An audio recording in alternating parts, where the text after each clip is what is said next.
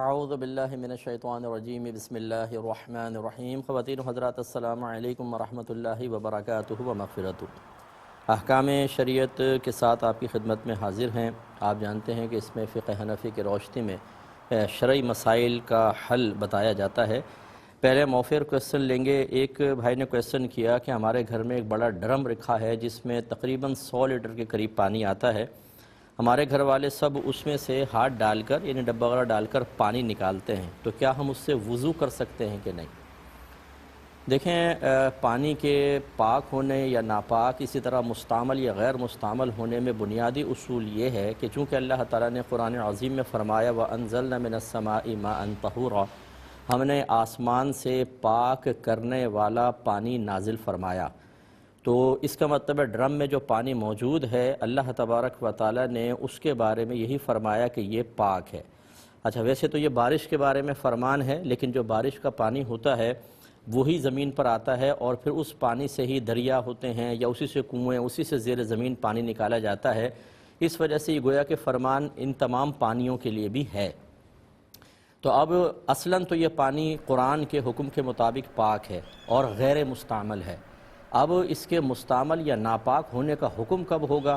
کہ جب آپ یقینی طور پر اس کو ناپاک ہوتے یا مستعمل ہوتے دیکھیں گے، کیونکہ اس آیت سے پانی کے پاک کرنے والا ہونا یقینی طور پہ ثابت ہوا، اور یہ بنیادی اصول ہے کہ الیقین لا یزول بالشک، یقین شک سے زائل نہیں ہوتا۔ لہذا اب آپ کو اگر شک ہے کہ شاید گھر والوں نے بے دھلا ہاتھ ڈالا ہوگا، اگرچہ ڈبے سے سب لے رہے ہیں، لیکن جب تک آپ کو یہ نہ معلوم ہو کہ ان کے ہاتھ ناپاک تھے، آپ پانی کو ناپاک نہیں کہہ سکتے۔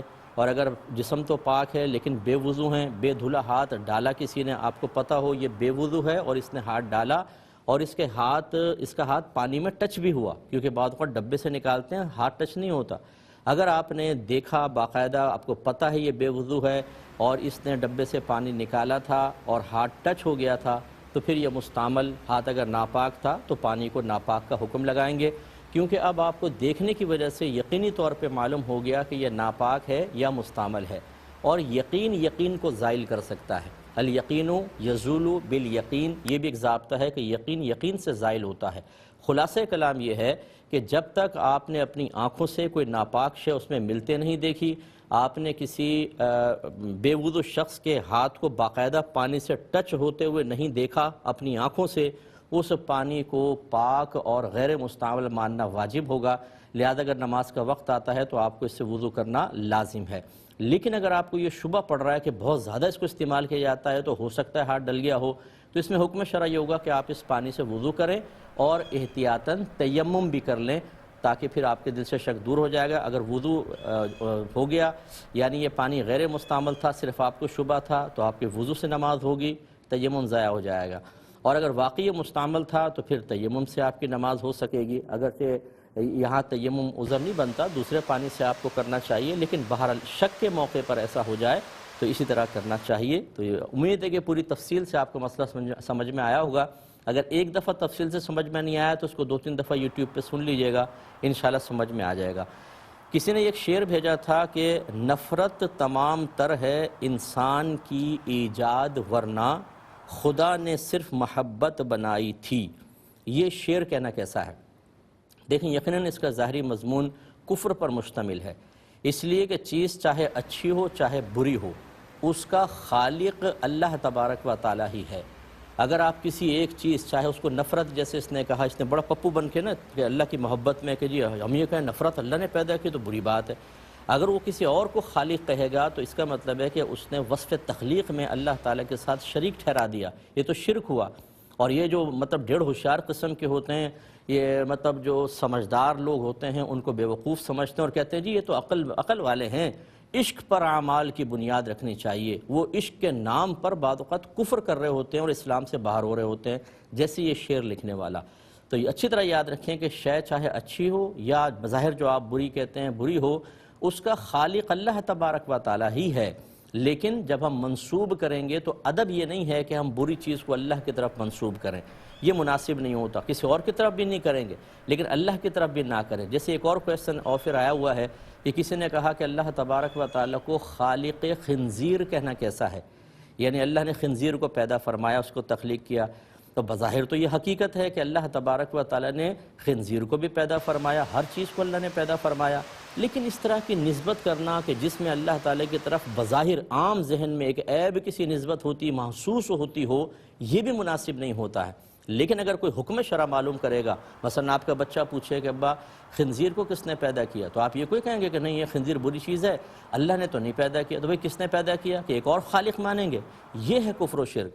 اسی طرح نفرت کو اللہ نے ہی پیدا کیا، لیکن بطور آزمائش پیدا کیا، کوئی ہم پر مسلط نہیں کر دیا۔ محبت بھی پیدا فرمائی، نفرت بھی پیدا فرمائی۔ اچھا، ہر جگہ محبت اچھی نہیں ہوتی، جیسے کوئی اسلام کا دشمن اس سے کیا آپ محبت کریں گے؟ اس سے تو نفرت کرنا ہی شریعت کو محبوب ہوگا۔ اور اسی طریقے سے ہر جگہ نفرت اچھی نہیں، جیسے اپنے مسلمان بھائیوں سے بلا وجہ نفرت کرنا۔ اس کا مطلب ہے کہ دونوں چیزیں فی نفسی ہی اچھی ہیں، بشرطے کہ ان کا استعمال صحیح جگہ پر ہو۔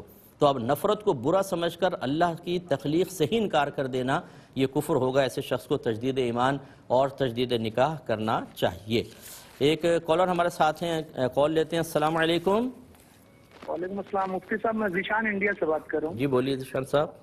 مفتی صاحب، میرا پہلا سوال ہے کہ وہ جو آج کل ایک ایپس چلا ہے، لوگ اپنے کتے بلی کی طرح شکل بناتے ہیں، تو یہ حضور کی امت اس طرح کرتی ہے، کچھ اس پہ اگر حکم ہو تو بتائیں۔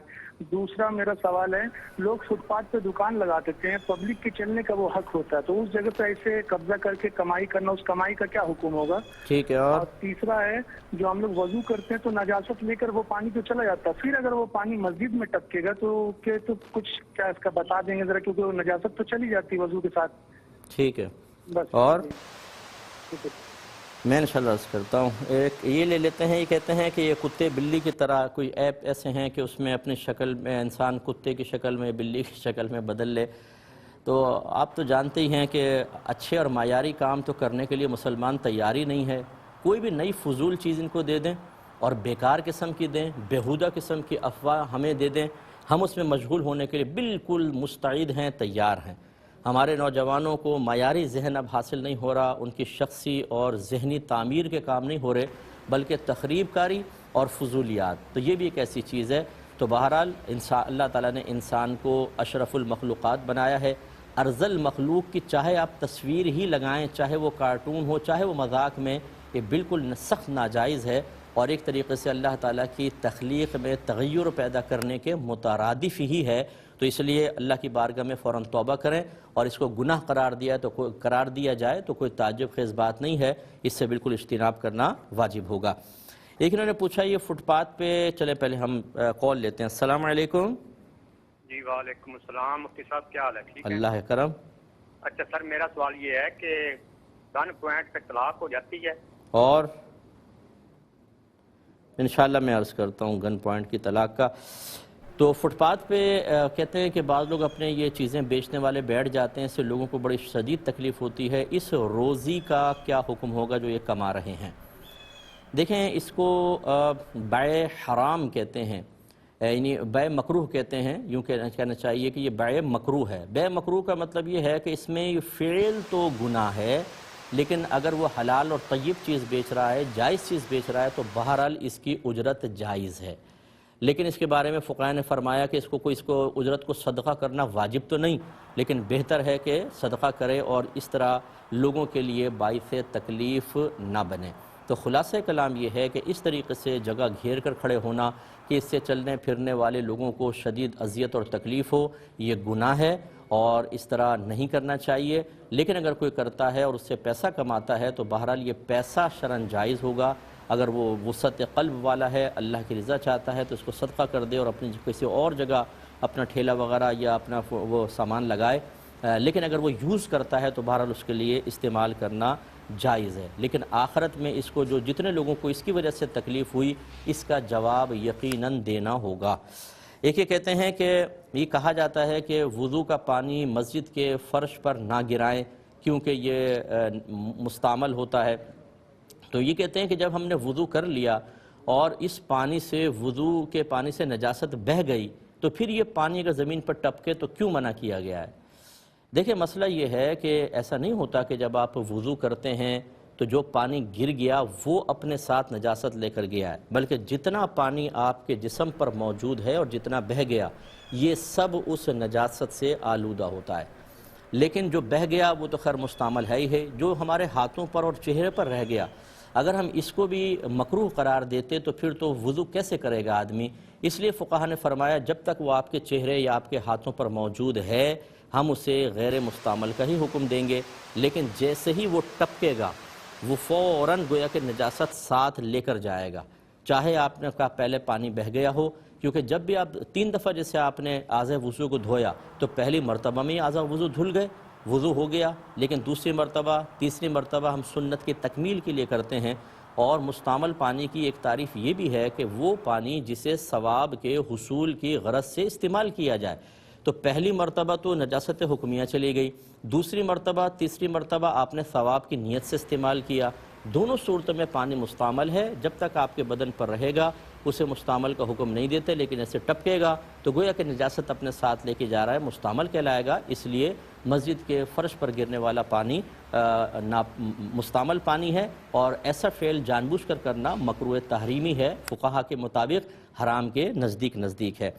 ایک انہوں نے پوچھا یہ گن پوائنٹ پہ طلاق کا، اس کا جواب دیتا ہوں، پہلے کال لیتے ہیں۔ السلام علیکم۔ وعلیکم السلام ورحمۃ اللہ وبرکاتہ۔ مفتی صاحب میرا نام طیب ہے،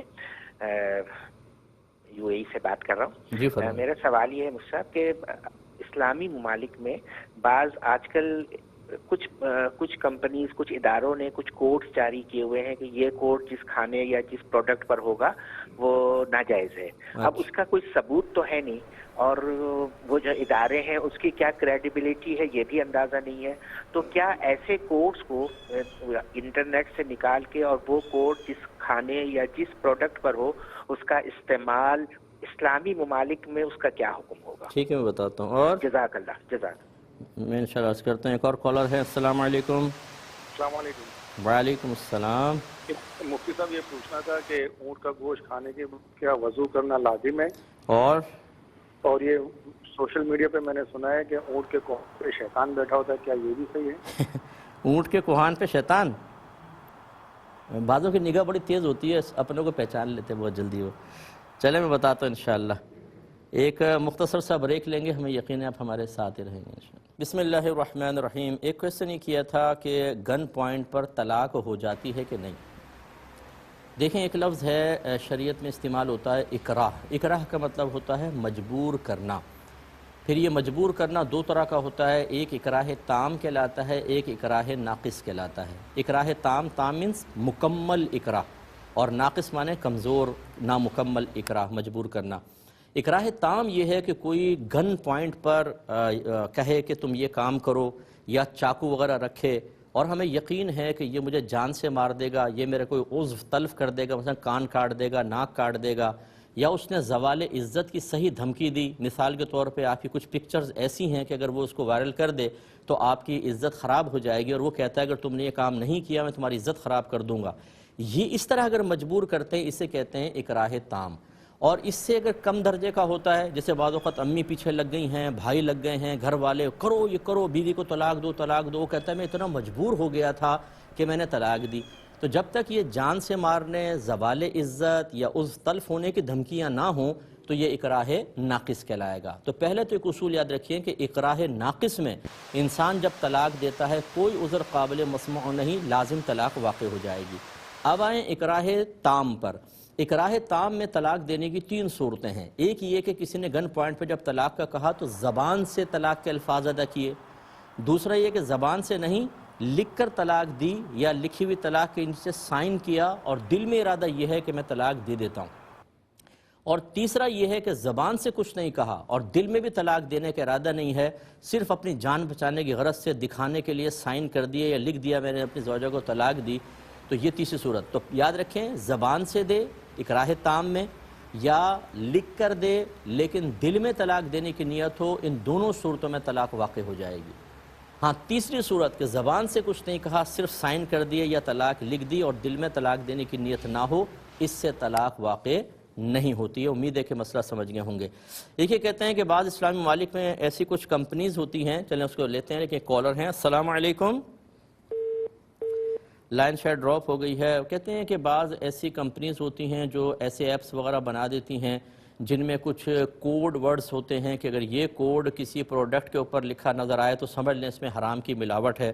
اب یہ کچھ نہیں پتہ ہوتا وہ کمپنیز واقعی کوئی قابل اعتماد ہیں یا نہیں ہیں، لکھنے والا کون ہے. مسلمانوں میں وسوسے پیدا ہو جاتے ہیں، کوئی چاکلیٹ کو چھوڑ رہا ہوتا ہے، کوئی ڈرنک کو چھوڑ رہا ہوتا ہے، کوئی دیگر چیزوں کو چھوڑ رہا ہوتا ہے. تو یہ کیا حکم شرع ہوگا؟ دیکھیں اچھی طریقے سے یاد رکھیں، اللہ تبارک و تعالی نے ارشاد فرمایا کہ هو الذی خلق لکم ما فی الارض جمیعا. اللہ تعالیٰ وہ ذات ہے جس نے زمین پر جو کچھ ہے اسے تمہارے نفع کے لیے پیدا فرمایا ہے. اس لیے علماء نے فرمایا کہ ہر چیز اپنی اصل کے اعتبار سے پاک بھی ہے اور حلال بھی ہے، کیونکہ پاک اور حلال سے ہی نفع اٹھایا جا سکتا ہے، اور اللہ تعالیٰ نے ہر چیز کو پاک اور حلال قرار دیا. اب کوئی چیز ناپاک یا حرام کب ہوگی؟ جب آپ باقاعدہ کوئی اس پر دلیل قائم کریں گے. کوئی قرآن جیسے سود کیوں حرام ہے، اس آیت کے تحت تو وہ بھی حلال ہونا چاہیے. بھئی سود پر علیحدہ آیات نازل ہو گئی ہیں حرمت کی، اس لیے سود اس سے نکل گیا. اسی طریقے سے اب یہ ایک کمپنی نے کہہ دیا جی اس میں کوڈ ہے یہ حرام ہے، تو کیا صرف اس کہنے سے ہم آیت سے ثابت شدہ یقینی طور پر ایک حلال چیز کو حرام مان لیں؟ ایسا نہیں ہوتا ہے، بلکہ حرام ماننے کے لیے یا کسی چیز کو ناپاک ماننے کے لیے یقینی دلیل درکار ہے. اور یقین کیسے حاصل ہوگا؟ نمبر 1، آپ نے اپنی آنکھوں سے اس کارخانے میں جا کر حرام چیز کو ملتے ہوئے پایا، آپ نے آنکھوں سے دیکھا اور پھر وہی چیز وہاں سے آپ نے خریدی. دوسرا یہ کہ کوئی عادل شخص ہو، نیک، پرہیزگار، متقی، نمازی، اس کا ظاہر شرع کے مطابق ہو، اس نے کبھی آپ کے سامنے کوئی گناہ نہ کیا ہو، جھوٹ نہ بولا ہو، اور وہ کہے کہ میں نے اپنی آنکھوں سے دیکھا ہے کہ حرام اس کے اندر ملا تھا. تو آپ نے چاہے نہ دیکھا ہو اس کی اس خبر کا اعتبار، جبکہ وہ دیکھ کر خبر دے رہا ہو کہ میں نے دیکھا تھا. تیسرا یاد رکھیں کہ کوئی مسلمان ہے، فاسق و فاجر ہے، وہ کہتا ہے یعنی بے عمل ہے، فاسق و فاجر، کہ میں نے دیکھا تھا کہ اس میں ملاوٹ ہوئی ہے.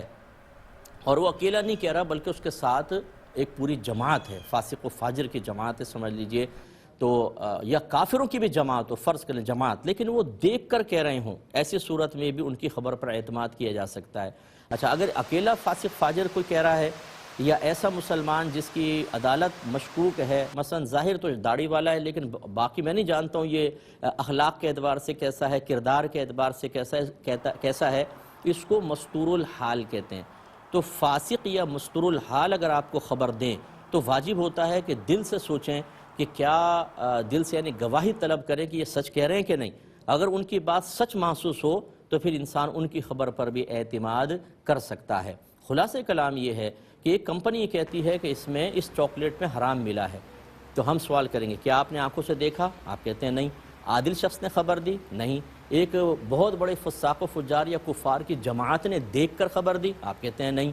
اچھا کسی فاسق فاجر نے خبر دی، مسلمان نے، اور اس کی بات آپ کے دل پر جمتی بھی محسوس ہو رہی ہے؟ آپ کہتے ہیں ایسا بھی نہیں ہے، بس کوئی کمپنی ہے. تو یاد رکھیں اس کمپنی کی خبر کا کوئی اعتبار نہیں. یہ اس چیز کا کھانا آپ کے لیے بالکل حلال ہے، طیب ہے، اور یہ پاک چیز ہے.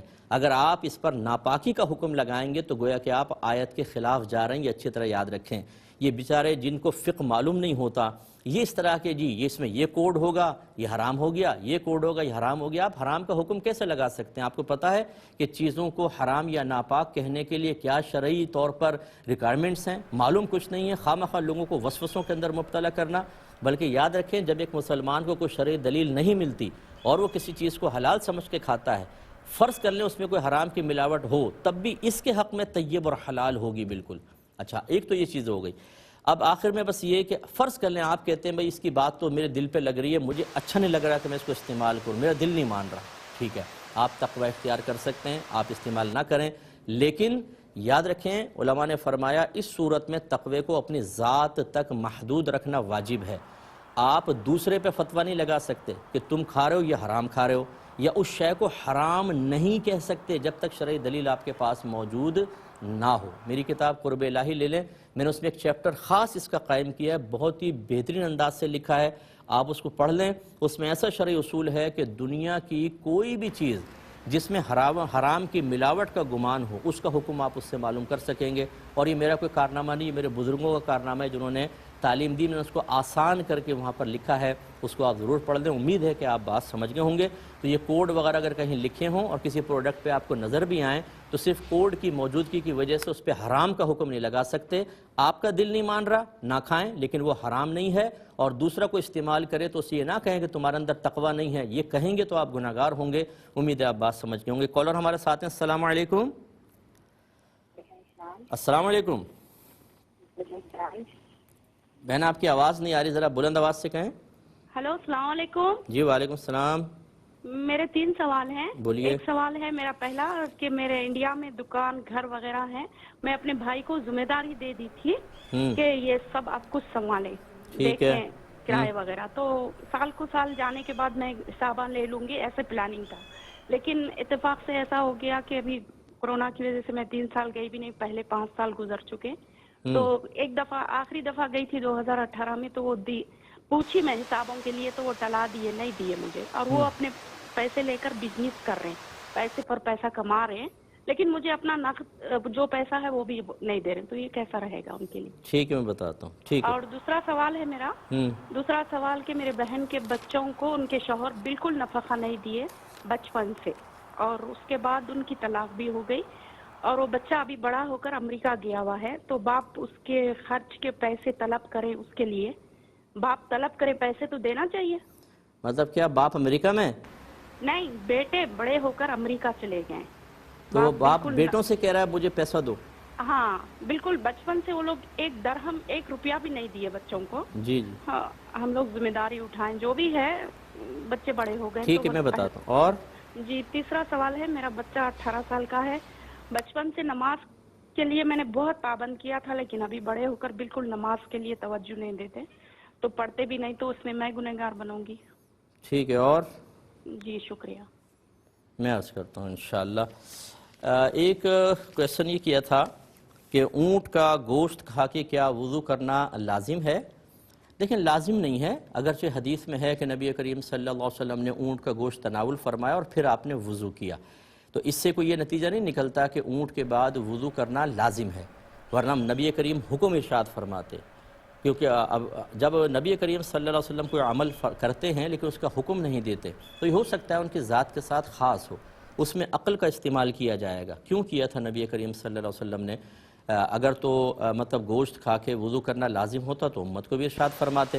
اچھا، پھر عقلی لحاظ سے دیکھتے ہیں کہ گوشت کو ایسی ناپاک چیز تھی کہ کھانے کے بعد خامخواہ وضو لازم ہوگا، اس کا مطلب یہ ہے کہ وہ نبی کریم صلی اللہ علیہ وسلم نے کسی اور حکمت کے تحت کیا ہوگا۔ خلاصہ کلام یہ ہے کہ اونٹ کا گوشت کھانے سے نہ وضو ٹوٹتا ہے، اگر آپ باوضو ہیں تو اونٹ کا گوشت کھانے کے بعد آپ کو نیا وضو کرنے کی حاجت نہیں، نہ ایسا ہے کہ اونٹ کا گوشت کھانا کوئی ایسا جرم آپ نے کر لیا کہ وضو کرنا لازم ہوگا۔ یہ ضرور فقہاء نے لکھا ہے کہ اونٹ کا گوشت ذرا بھاری ہوتا ہے، ثقیل ہوتا ہے، ہو سکتا ہے نبی کریم صلی اللہ علیہ وسلم نے اس لیے وضو فرمایا ہو تاکہ اس کی جو ثقالت ہے وہ کم ہو جائے، بوجھ کم ہو جائے معدے پر سے، اس میں حکمتاً سرکار نے کیا۔ تو گویا کہ طبی نقطہ نگاہ سے اگر آپ اونٹ کا گوشت کھانے کے بعد وضو کرنا چاہیں تو کوئی حرج نہیں، لیکن شریعت کا مطالبہ نہیں ہے، نہ اونٹ کا گوشت کھانے سے وضو ٹوٹتا ہے۔ ایک یہ بھائی نے کہا کہ بعض لوگ کہتے ہیں کہ اونٹ کے کوہان پر شیطان بیٹھتا ہے، کیا یہ صحیح ہے؟ دیکھیں، اس طرح کی باتیں کہنا بالکل ٹھیک نہیں ہے۔ اونٹ وہ سواری ہے جسے نبی کریم صلی اللہ علیہ وسلم نے، صحابہ کرام علیہم رضوان نے، اور اس کے بعد تابعین نے، تابعین نے بکثرت استعمال فرمایا ہے۔ تو اونٹ کے کوہان پر شیطان سوار ہو، نبی کریم صلی اللہ علیہ وسلم ایسے جانور کو کیوں استعمال فرماتے؟ تو یہ سب سنی سنائی باتیں ہوتی ہیں یا بے سروپا باتیں ہوتی ہیں، یا کہیں پڑھا ہوتا ہے لیکن وہ اس سے صحیح نتائج مرتب نہیں کر پاتے اور لوگوں میں غلط بات کو معروف کر دیا جاتا ہے۔ ایسا کچھ بھی نہیں ہے، ورنہ تو دیکھیں ہر شخص کے ساتھ ایک شیطان پیدا ہوتا ہے۔ یہ نبی کریم صلی اللہ علیہ وسلم نے ارشاد فرمایا کہ جب کوئی بھی بچہ پیدا ہو، اس کے ساتھ اللہ تعالیٰ ایک فرشتہ، ایک شیطان پیدا فرماتا ہے۔ فرشتہ ساری زندگی اسے نیکی کی دعوت دیتا ہے اور شیطان برائی کی دعوت دیتا ہے۔ کسی نے دائرہ ادب میں رہ کے عرض کیا رسول اللہ صلی اللہ علیہ وسلم، کیا آپ کے ساتھ بھی؟ سرکار نے فرمایا کہ ہاں، میرے ساتھ بھی شیطان پیدا ہوا تھا، لیکن میری صحبت کی برکت سے وہ مسلمان ہو گیا اور اب وہ صرف مجھے اچھا ہی مشورہ دیتا ہے۔ تو اس کا مطلب یہ ہوا کہ آپ کے میرے ساتھ ہر ایک کے ساتھ ایک شیطان ہوتا ہے۔ یہ تو حدیث میں آیا، یہ آپ بات کہیں تو چلے بات سمجھ میں بھی آتی ہے، لیکن بے سروپا بات اپنے پاس سے بنا کر بیان کرنا مناسب نہیں ہے۔ سسٹر کہتی ہیں، چلیں پہلے ایک بریک لے لیتے ہیں، پھر انشاءاللہ آپ کا سوال لیں گے۔ حاضر ہوتے ہیں ایک چھوٹے سے بریک کے بعد۔ الرحمن الرحیم، یہ سسٹر کہتی ہیں کہ انہوں نے، یہ شاید باہر کے ملک میں ہیں، انہوں نے پڑوسی ملک میں اپنے بھائی کو دکان اور گھر کی ذمہ داری دی، کاروبار بھی سنبھالنے کو کہا، اور کہا کہ سال بہ سال ہم حساب کر لیا کریں گے، لیکن یہ 2-3 سال نہ جا سکیں تو بھائی نے اس تمام چیزوں کو کوئی حساب بھی نہیں دے رہے، بلکہ اس سے پیسہ حاصل کر کے اپنے ذاتی کاروبار بھی سٹارٹ کر لیے ہیں، تو کیا حکم شرع ہوگا؟ دیکھیں، یقیناً اگر آپ کو وہ ٹالا مٹولی کر رہے ہیں اور حساب کتاب نہیں دے رہے تو اس کا مطلب ہے کہ ان کی نیت خراب ہو گئی ہے۔ میں آپ تمام سننے والوں سے ایک گزارش کرتا ہوں کہ دیکھیں، چاہے سگا بھائی کیوں نہ ہو، سگا بیٹا کیوں نہ ہو، آپ کے والد ہی کیوں نہ ہوں، شریعت ہمیں یہ تعلیم دیتی ہے کہ جب بھی آپ کوئی آپس میں مالی معاملات کریں تو اس کا ایک ریٹن ایگریمنٹ ہونا چاہیے۔ ہم بعض اوقات اس کو برا محسوس کرتے ہیں، جی میں والد صاحب سے ایگریمنٹ کروں، سگے بھائی سے کروں، اپنے بہنوئی سے کروں، اپنے چچا سے کروں۔ پہلے تو آپ کے مروت غالب آتی آپ نہیں کرتے، اور بعد میں جب حالات بگڑتے ہیں یہی پیسہ پھر باپ کے سامنے کھڑا کر کے بدتمیزیاں کرواتا ہے، باپ اپنی اولاد کو نگاہوں سے گراتا ہے، بہن اور بہنوئی اور آپ کے حالات خراب ہو جاتے ہیں، سگے بھائی بہن گریبان پکڑ لیتے ہیں۔ تو وہ کہاں گئی مروت؟ جس مروت میں آپ نے کہا تھا کہ ہم شرعی تقاضا پورا نہیں کرتے، تو اب وہ شرعی تقاضا کہاں ختم ہو گیا؟ وہ مروت اب بھی قائم رکھے نا۔ تو جب ضرب پڑتی ہے ہم پر تو پھر ہم بالکل تمام رشتوں کے احترام کو بھلا کر لڑتے جھگڑتے ہیں، اور اس کی وجہ یہی ہوتی ہے کہ ہم نے پہلے شرعی تقاضے کو پورا نہیں کیا تھا۔ آپ کو چاہیے تھا کہ آپ اس پہ کہ ریٹن ایگریمنٹ بناتی، اس کی کنڈیشنز وغیرہ متعین کرتی، وہ کنڈیشن کسی عالم دین کو دکھا دیتی، وہ کہتے یس، اس کے بعد آپ اس پہ 2 گواہ لے کر سائن کرتے، تو آپ اپنے بھائی سے بالکل آپ اچھی قانونی گرفت بھی ان پہ کر سکتی تھیں۔ اب ان کا مطلب ایمان غالباً خراب ہو گیا ہے کہ آپ باہر ہیں، آپ لوگ سمجھتے ہیں جو باہر کے ملک میں رہتے ہیں ان کے پاس بہت ہی زیادہ پیسہ ہوتا ہے اور وہ مطلب کھلے ہاتھ کے ہوتے ہیں، ورنہ مجبوریاں تو بہرحال باہر والوں کی بھی ہوتی ہیں، اگرچہ پیسہ چلیں مان لیتے ہیں کہ وہاں کے پاؤنڈ اور ڈالر یہاں پر آئیں تو زیادہ ہو جاتے ہیں، لیکن بہرحال ان کی بھی مجبوریاں ہوتی ہیں۔ لیکن ہمارے ہاں ایسا سمجھا جاتا ہے جو باہر ہے وہ سب کچھ، اس کے بعد بہت کچھ ہے، تو اب اس کا مطلب ان کا مال دبا لو۔ خلاصہ کلام یہ ہے کہ آپ کے بھائی اگر واقعی خیانت کے مرتکب ہو رہے ہیں اور آپ کے کمائے ہوئے پیسوں سے اپنا کاروبار کر کے اس کو ذاتی قرار دے رہے ہیں تو گناہ کبیرہ کے مرتکب ہیں۔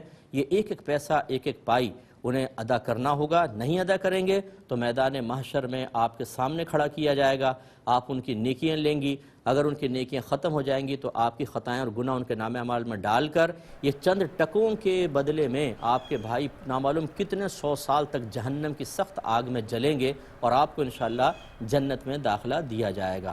دوسری بات یہ ہے کہ فوراً سے پیشتر اس طرح کے خائن شخص سے واپس لیں اپنا سارا مال، وہاں کسی اور کو وکیل بنائیں، کوئی اچھا ایماندار آدمی ہو، رشتہ دار ہو، ان کے ذریعے آپ چیز کو لیں اور ایک دفعہ آپ وہاں وزٹ کریں، تمام چیزیں ان سے سختی کے ساتھ واپس لیں اور ان کو چاہے سیل آؤٹ کر کے پیسہ اپنے وہاں لے جائیں یا کچھ بھی کریں، لیکن ایسے خائن آدمی کے ہاتھ میں نہ دیں، چاہے وہ سگا بھائی ہی کیوں نہ ہو۔ ایک یہ کہتی ہیں کہ ہمارے بہنوئی نے اپنے بچوں کو بالکل دیکھ بھال نہیں کی، ہم نے ان کو نان نفقہ وغیرہ بہن کو دے دلا کے کسی طرح سے بچوں کو بڑا کیا، ماشاءاللہ بچے پڑھ لکھ کر امریکہ سیٹلڈ ہو گئے ہیں، تو والد صاحب کہتے ہیں کہ مجھے پیسہ بھیجو۔ باپ کا یہ پیسہ کا مطالبہ کرنا کیسا ہے؟ دیکھیں، بچوں کا نان نفقہ چونکہ والد پر واجب تھا، اس نے نہیں دیا تو برود قیامت اس کا بھی جواب دہ ہوگا۔ یہ واجب ہوتا ہے اور ترک واجب حرام ہوتا ہے، یہ سے تو یہ واجب کا ترک گناہ صغیرہ ہے، لیکن جب لگاتار کوئی کرے گا تو گناہ کبیرہ بنے گا، تو گویا کہ بہنوئی گناہ کبیرہ کے مرتکب ہوتے رہے۔ اب اگر بچے باہر چلے گئے اور یہ مطالبہ کر رہے ہیں تو دیکھا یہ جائے گا کہ یہ محتاج ہیں، انہیں پیسے کی ضرورت ہے، کس لیے؟ نمبر 1 مکان کے لیے اگر کرایہ وغیرہ دینا ہے، نمبر 2 کھانا پینا، نمبر 3 لباس، بس یہ بچوں پہ واجب ہے۔ چاہے باپ نے ناروا سلوک کیا ہو، ناانصافیاں کی ہوں، لیکن بہرحال ان کے باپ ہونے کا احترام ختم نہیں ہو جائے گا۔ بچے اتنے نان نفقے کے تو مطلب ذمہ دار ہیں، اگر باپ نے نفقہ نہ دینے کی غلطی کی ہے تو ہم یہ نہیں کہیں گے کہ بچے بھی اس غلطی کو دہرا کر باپ کے ساتھ کھڑے ہو جائیں کہ وہ بھی گناہ گار، یہ بھی گناہ گار، وہ بھی خطا کار، یہ بھی خطا کار۔ انہیں اپنا کردار، انہیں شرعی تقاضا پورا کرنا چاہیے، صحیح کردار ادا کرنا چاہیے۔ تو اگر باپ محتاج ہے، اچھا اگر باپ محتاج نہیں ہے، رہائش ہے، کھانا پینا بھی ہے، لباس بھی ہے، تو ایک پیسہ بھی بچوں پر دینا واجب نہیں ہے، اب وہ اپنے ذاتی استعمال میں اس کو لے سکتے ہیں۔ ایک بہن کہتی ہیں کہ میں نے شروع سے اپنے بچوں کو نماز کی تلقین کی، پہلے نماز پڑھتے تھے لیکن اب بالغ ہونے کے بعد اب وہ نماز نہیں پڑھتے ہیں، تو کیا میں گناہ گار ہوں گی؟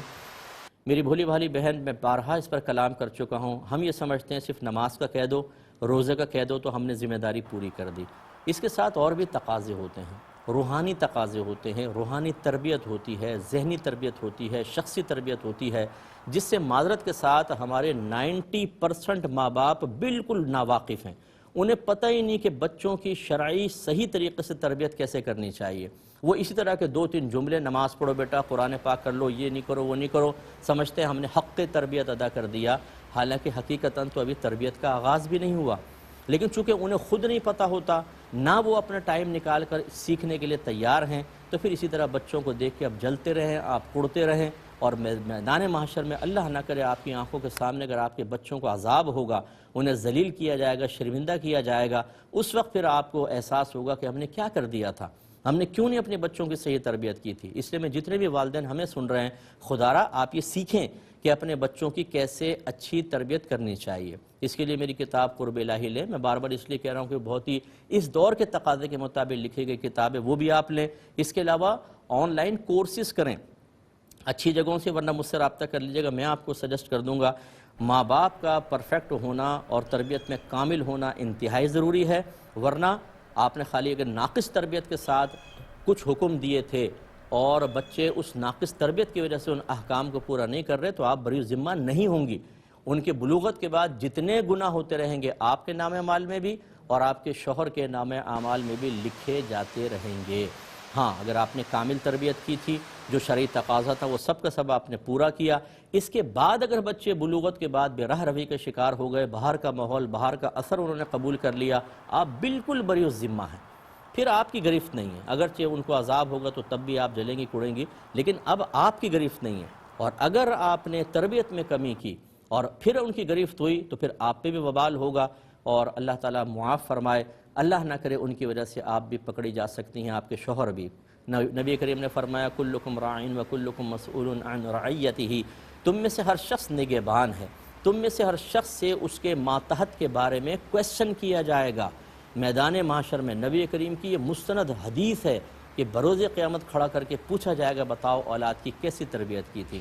تو ہمیں معلوم ہونا چاہیے کہ تربیت کے تقاضے کیا ہیں اور کن کن امور میں تربیت درکار ہے۔ اب جیسے مال کی محبت اگر آپ نہ نکالیں، اس میں تربیت ہے، ہم مال کی محبت ڈالتے ہیں، دیکھو بیٹا پیسہ کماؤ، دانتوں سے پیسہ کمایا جاتا ہے، جوڑ جوڑ کے رکھا جاتا ہے، ہم اتنی محبت ڈال دیتے ہیں کہ بعض اوقات جب مال چھنتا ہے یا مال ہمارے پاس سے جاتا ہے تو ہمارے بچے کلمہ کفر بھی کہہ دیتے ہیں۔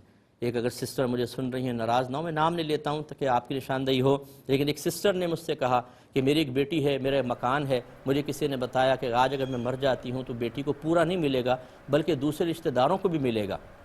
تو میں نے کہا یہ کیسے سچ ہو سکتا ہے کہ اسلام ایسا ظلم کرے؟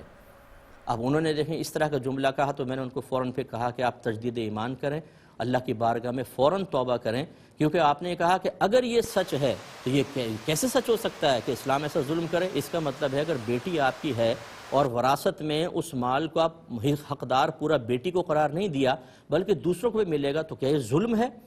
کیا اسلام غلط کہہ رہا ہے؟ اسلام کیا ہے؟ اللہ تعالیٰ اس کے رسول کی تعلیمات۔ اس کا مطلب ہے آپ اسلام کا نام لے کر یہ کہہ رہی ہیں اللہ نے ظلم کیا، رسول نے ظلم کیا، اور آپ دائرہ اسلام سے خارج، آپ کا ایمان گیا، آپ کے سابقہ زندگی کے اعمال برباد ہو گئے۔ کیوں یہ زبان سے جملہ نکلا؟ صرف مال کی محبت کی وجہ سے۔ یہ مکان دوسروں کو بھی ملے گا، یہ پیسہ دوسروں کو ملے گا، ارے چلا گیا تو چلا گیا، اللہ تعالیٰ دے رہا ہے، اس کے رسول دے رہے ہیں، اصول بتا رہا ہے اسلام، چلا گیا تو چلا گیا۔ آپ کا دل بڑا ہونا چاہیے، آپ اللہ اس کے رسول کے احکام کو قبول کریں۔ اگر اسلام یہ کہتا ہے کہ تمام آپ کی بیٹی کو ملے گا تو بھی اسلام بہت اچھا، اور اگر اللہ نے فرمایا کہ بیٹی کو کم ملے گا یا بیٹی کو ایک حصہ ملے گا اور باقی دوسروں کو بھی ملے گا تو آپ نے کہا یہ ظلم ہے۔ یہ مال کی محبت کے نتائج ہوتے ہیں، لیکن ہمارے ہاں ایسا نہیں ہوتا۔ گھر کا سرپرست کہتا ہے بیوی سے تم قربانی نہ کرو، میں کر رہا ہوں نا، تم زکوٰۃ نہ دو اپنے سونے کی، میں دے رہا ہوں نا، تم یہ نفل صدقہ نہ کرو، میں دے رہا ہوں نا، تم صدقہ فطر نہ دو، میں دے رہا ہوں نا۔ آپ یہ نہیں سوچتے کہ یہ کہنے کی وجہ سے آپ اپنی بیوی کو بخیل بنا رہے ہیں، بخیلہ، اسے کنجوس بنا رہے ہیں، مال کی محبت اس کے دل میں ڈال رہے ہیں، اللہ تعالیٰ کی راہ میں پیسہ خرچ کرتے ہوئے اس کے دل کو تنگ کر رہے ہیں۔ آپ کو تو چاہیے کہیں کہ قربانی اپنے پیسے سے کرو، زکوٰۃ اپنے پیسے سے نکالو، چاہے سونا بیچو کیسے بھی بیچو، اور پھر وہ یہ کریں، پھر اللہ تعالیٰ کے لیے محبت اور عشق تام ہوگا، اور یہ ثابت ہوگا کہ ان کے بیوی کے دل میں اللہ کی اور آخرت کی محبت زیادہ ہے، مال کی نہیں۔ لیکن شوہر نامدار صاحب یا اسی طرح ماں باپ اپنی بیٹیوں کو بھی ایسی تعلیم دیتے ہیں کہ نہیں بیٹا دیکھو زیور نہیں خراب کرنا معاذ اللہ، زکوٰۃ دیں گے تو زیور خراب ہوگا، بہرحال یہ عرف عام میں لفظ استعمال ہوتا ہے، دیکھو بیٹا تم نہیں کرنا، اپنے شوہر سے کہنا وہی دے دے گا۔ یہ مال کی محبت ہمیں تباہ کرتی ہے۔ تو خلاصہ کلام یہ ہے کہ بہن میری ہمدردی آپ کے ساتھ ہے، اللہ آپ کے بچوں کو نیک پرہیزگار بنائے، لیکن خدا را اپنا بھی احتساب کریں، موت کا جھٹکا کسی بھی وقت لگ سکتا ہے، مر گئیں پھر اس کے بعد تدارک کا موقع نہیں ملے گا۔ یہ سب جتنے بھی ہمیں سن رہے ہیں اچھی طرح سمجھ لیں اور اپنی اولاد کی تربیت کی طرف آئیں۔